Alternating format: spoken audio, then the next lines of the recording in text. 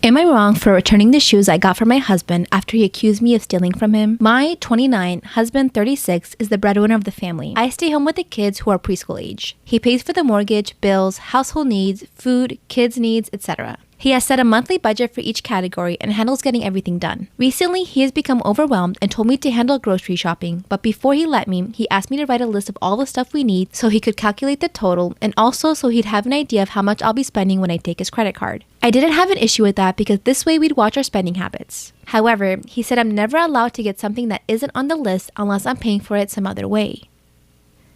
Huh?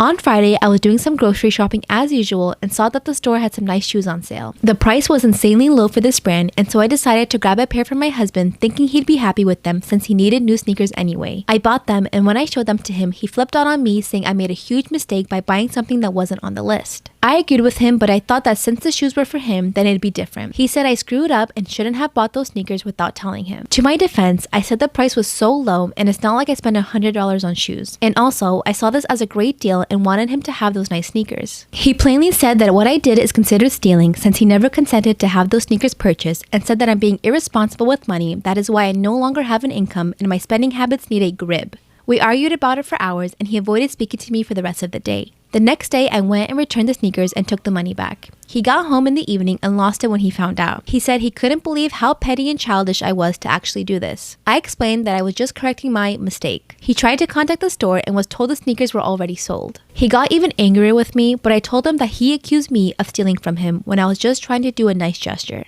He yelled that I had a lot of nerve calling what I did a nice gesture while using his money to do it. I told him he had no right to yell at me after I corrected my mistake and gave back the money he accused me of stealing. He threw a fit, then went out to his friends and came home late at night still not talking to me. So am I wrong here? Am I wrong for saying my sister probably has a different dad? My mom and my dad are both super white and super blonde. My brothers, 29 male and 23 male, and me, 26 female, are also super white and super blonde.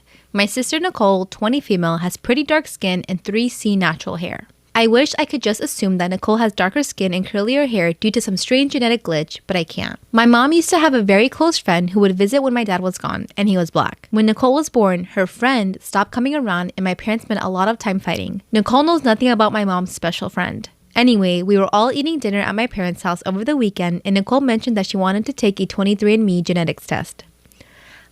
She's 23 and doesn't know that she is not her father's biological daughter.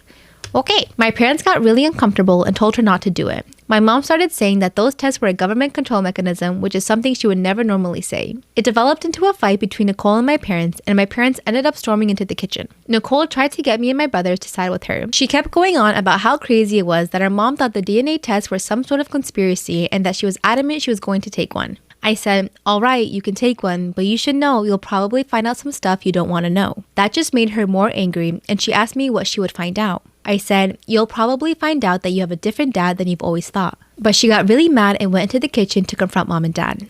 There was a lot of screaming, and finally, our mom told us all the truth and screamed that Nicole probably has a different dad. My dad already knew, but the conversation really hurt him and he went to take a drive. Nicole turned to me and started saying that I was such an asshole for saying she might have a different dad, and if I hadn't said it, our mom wouldn't have had to say it like that.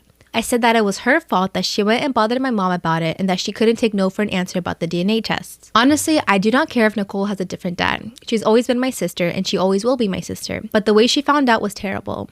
Even still, I resent the fact that she's calling me an asshole over it. Am I wrong for banning my mother-in-law out of my house after she hung a picture of my husband's ex on the wall? My husband, 30, and I, 31, have just bought our first house together. We're loving it and we're excited to decorate it together. Unfortunately, my husband travels a lot for work and we've already had new furniture orders arrive, but I couldn't do it all myself. My mother-in-law offered to help and I agreed. Yesterday, I got back from work at 8 and was shocked to see one of the walls was full of framed pictures that my mother-in-law put there. That is not the main problem because these pictures were from his childhood, graduation, birthdays, but then I saw the biggest framed picture of them all, and it is of him and his ex on their wedding day. Context: mother-in-law adores my husband's ex. She brings her up all the time and reminisces about the past years with her.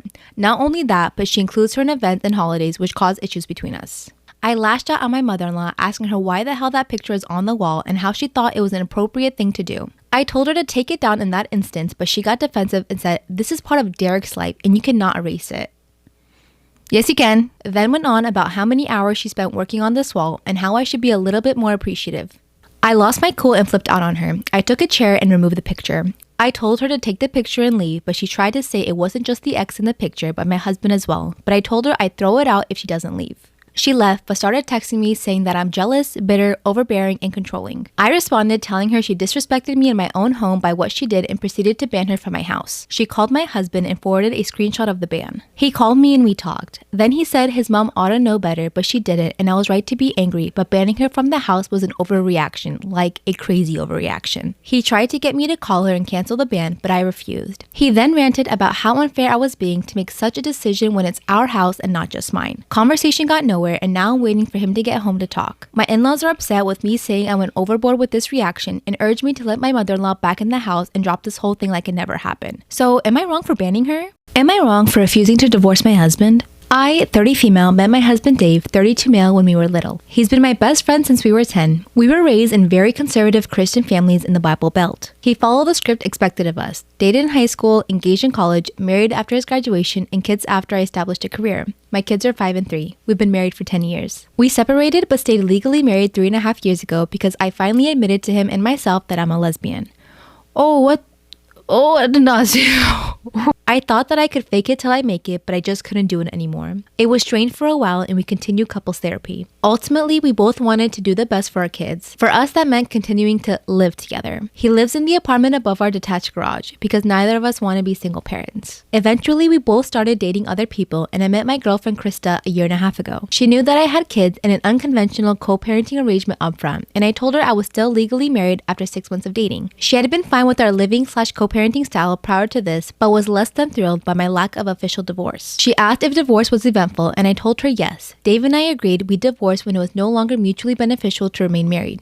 For example, a new potential spouse. The longer Krista and I were together, the more my being married bothered her. She feels remaining married symbolizes I'm subconsciously clinging to my straight identity and is a barrier to moving on with my life, which I mildly disagree with but understand. She does not want to get married and had voiced the opinion that it was just a piece of paper, so I'm surprised it's become such a big deal. I agreed 4 months ago that I would bring it up with Dave and set a timeline for divorce by the end of this year to make her happy. 2 months ago, Dave's company downsized his job, and a week later he found out his increasing fatigue and illness was aggressive leukemia. He's undergoing treatment that is estimated to be 10% effective in cases like his, and they told him to consider that this might be terminal. If the treatment fails, they've given him 6 months to a year. For Krista, this changes nothing. For me, divorcing Dave now would make what is potentially his final months even harder than they have to be. Whether she likes it or not, he's the father of my children and my oldest friend. To force the issue while he's fighting for his life would be incredibly selfish and damaging to both him and our kids. She's telling me that not only am I regressing into denial about my sexuality by refusing to bring it up again, but also that I'm already a selfish asshole by leading her on, and that I want the best of both worlds by remaining married to a man while continuing to date a woman.